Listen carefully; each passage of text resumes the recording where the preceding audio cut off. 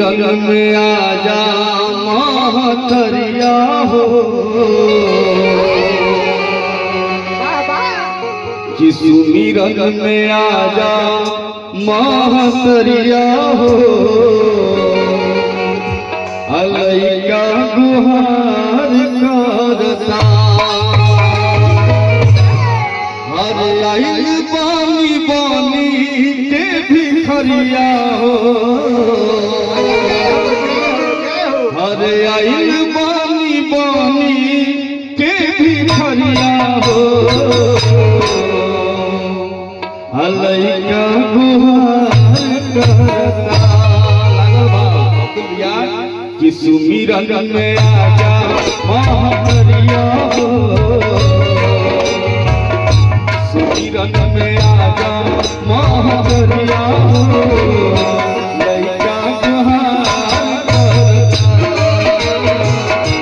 सुमिरन में आजा महतरिया हो, लैका गुहार करता आइल बानी बानी के भिखरिया हो, आइल बानी बानी के भिखरिया हो, लैका गुहार करता सुमिरन में आजा महतरिया हो, लैका गुहार करता।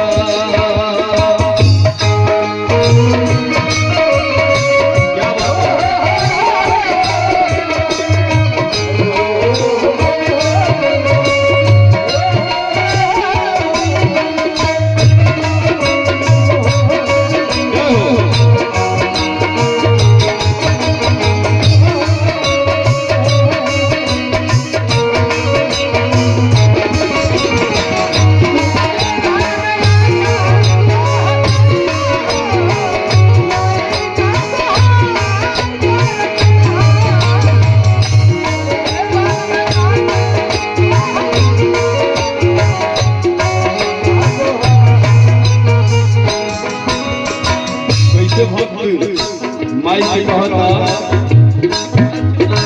सुन नहीं ताल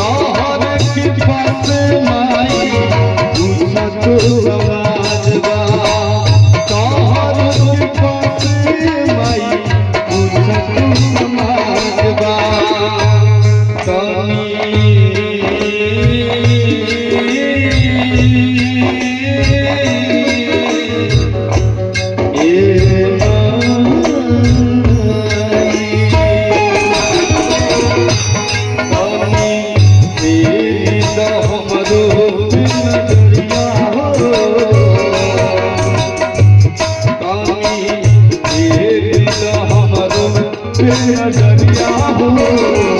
लैका गुहार करता सुमिरन में आजा महतरिया हो, लैका गुहार करता